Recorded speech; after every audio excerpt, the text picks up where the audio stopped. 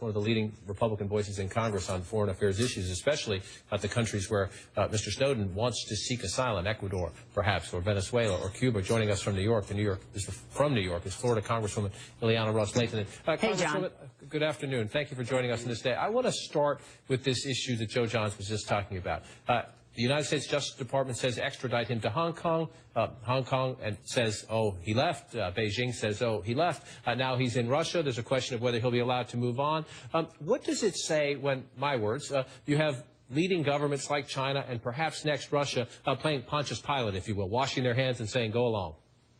Well, I think it calls into question what kind of relationship we ever have had with China and Russia. We pretend that everything is hunky-dory when it is not. It isn't with China, it isn't with Russia, certainly isn't with Cuba, with Venezuela, nor with Ecuador. Now, if he finds himself in Ecuador, people are going to say, well, that seems like an all-right country, because the leader there, Correa, doesn't say as crazy statements as Castro or Chavez when he was alive, but he is just as anti-freedom of press as the other dictators or dictators wannabes. You know, there's very few press freedoms in Ecuador, and now Correa is going to look like he's the defender of a whistleblower. Well, this guy should come back to the United States, and we have a lot of whistleblower protections. Let him face the consequences and let this play out.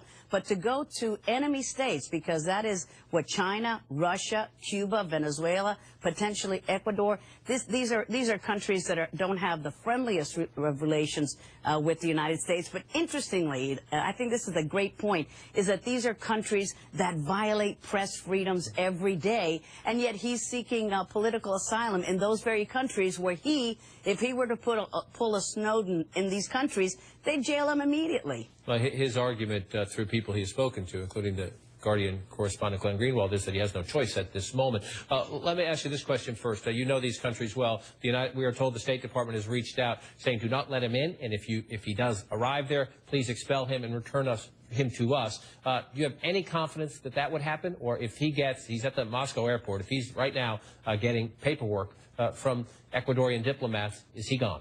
I have every confidence that he will give these countries every part of the information that he has at his disposal, that these countries will use it against the United States, that I don't question his motivations. That's up to him. But what I do know is I know the leaders of these countries, and I know that the way that these country leaders operate, and that is against the people, against the basic freedoms that this gentleman is supposedly advocating for. Transparency, accountability, freedom of expression to the people.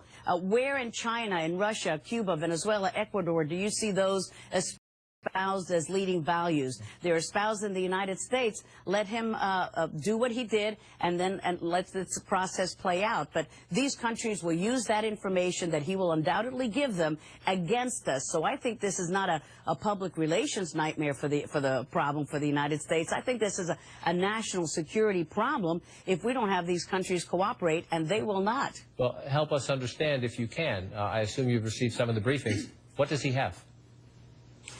Well, I'm not going to give out any information that we've gotten in the briefings, but if he feels that compelled to give information to the people, and this is supposedly what he has said he wants, he is upset with the United States having a surveillance program that has not been revealed to the American people, yet he goes to the very countries that have, at best, very tense relationships with the United States, and that countries that do not value press freedoms whatsoever. So why are they allowing him to go into these countries? They're getting something out of it. Ecuador is not doing it as a humanitarian gesture. Rafael Correa wants to have some information. What will he do with that information? He will use it against the United States. He will give it to Maduro in Venezuela. Maduro is a puppet of the Castro brothers in Cuba. This is not going to play out well for the national security interests of the United States. Sober words there from the Republican Congresswoman Ileana Ros-Lehtinen. Thank you, John. Thank you so much for your time today.